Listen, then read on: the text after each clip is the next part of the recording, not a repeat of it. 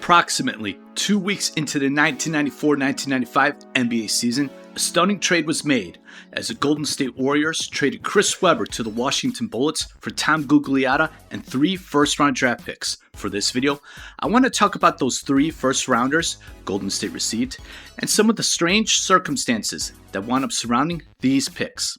So to begin, on June 30th, 1993, the NBA draft was happening, and during the draft, Chris Webber was selected first overall by the Orlando Magic, but was then traded to the Golden State Warriors for Anthony Penny Hardaway, who was drafted third overall by Golden State.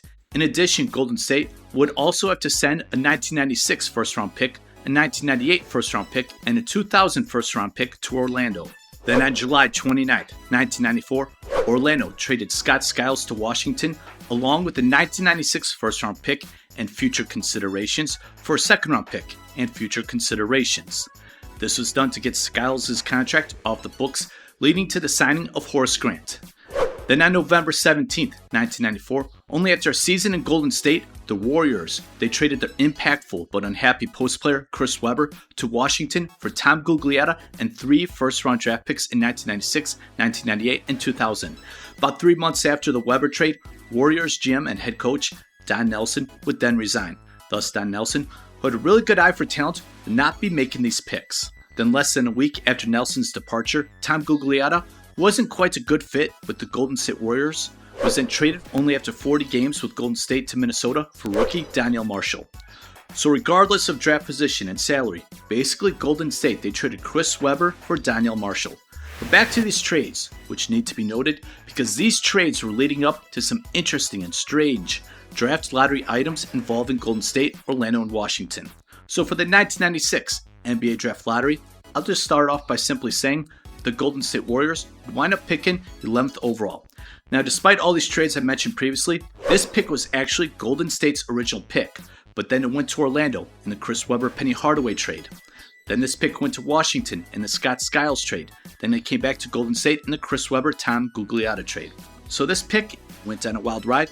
But I also want to mention, with these trades I mentioned earlier, somehow it was agreed upon that if this Warriors pick ended up in the top 3 during the draft lottery, this pick would go to the Orlando Magic and Orlando's own pick would then go to Golden State, which would really be unfortunate because this would be late in the first round due to the Magic being a title contending team with Shaq and Penny.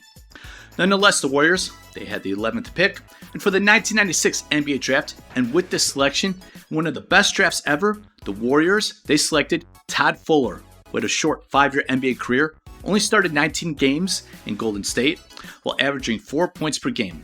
Obviously, this pick was a miss. And then once again, back to these trades, they'd also be a factor again among Golden State, Orlando, and Washington for the 1998 NBA Draft Lottery. So here's the situation. Washington had the best record of the non-playoff teams in the NBA Draft Lottery, meaning the worst odds to land the number 1 pick, and this pick could only land at 13, 3, 2, or 1. However, they didn't have anyone representing their organization during the draft lottery because their pick was either going to go to Golden State or Orlando. For Golden State, the Warriors, they had the 4th worst record, strong odds for the top overall pick or to get into the top 3.